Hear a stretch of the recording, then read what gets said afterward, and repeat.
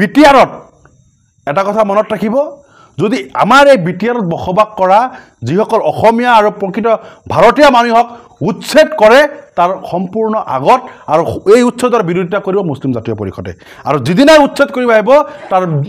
উচ্ছেদৰ ওচৰত আমি থিয় হ'ম আগতে আমাক উচ্ছেদ কৰিব লাগিব তাৰ পিছতে আমাৰ এই মানুহখিনিক আমি উচ্ছেদ কৰিম অন্যথা নহ'লে এই উচ্ছেদৰ বিৰুদ্ধে গণতান্ত্ৰিকভাৱে আন্দোলন গঢ়ি তোলা হ'ব আৰু এই বিটিচিত যিহেতু 2 নম্বৰ স্থানতে মুছলমান মানুহ এই বিটিচিত যি ইউপিপিএল বা বিপিএফ যি দুটা ৰাজনৈতিক দলে বিটিচিত ৰাজনীতি কৰি আছে আমি সেইসকলক কৈছোঁ যে বিটিআৰত বসবাস কৰা সমগ্ৰ মুছলমানক সেফটি দিয়ক সমগ্ৰ মুছলমানক ভূমিৰ অধিকাৰ দিয়ক অন্যথা কিন্তু ভৱিষ্যতে বিটিআৰৰ মুছলমানখিনি বিকল্প চিন্তা কৰাৰ কাৰণে বাধ্য হ'ব যে এই চৰকাৰখনে সময়ে সময়ে সংখ্যালঘু অধ্যুষিত সমষ্টিত বাছি বাছি মুছলমানসকলক উচ্ছেদ কৰি আছে উচ্ছেদ আজি আপোনালোকে হয়তো বিভিন্ন দল সংগঠনে কয়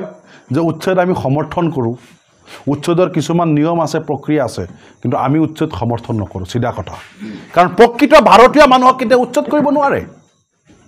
কেতিয়াও উচ্ছেদ কৰিব নোৱাৰে সংবিধানে কৈছে যে প্ৰকৃত ভাৰতীয় মানুহক অসমীয়া মানুহক যদি কোনোবাৰ ভূমি নাই তেওঁক ভূমি দিব লাগিব তেওঁক ভূমি দিব লাগিব যদি কোনোবাই বাংলাদেশৰ পৰা আহিছে পাকিস্তানৰ পৰা আহি যদি ইয়াতে মাটি যদি বেদখল কৰিছে সেইবিলাক উচ্ছেদ কৰক আমাৰ আপত্তি নাই কিন্তু প্ৰকৃত ভাৰতীয় মানুহ অসমীয়া মানুহৰ মাটি ঘৰ বাৰীত উচ্ছেদ কৰিব এই উচ্ছেদ আমি কেতিয়াও সমৰ্থন নকৰোঁ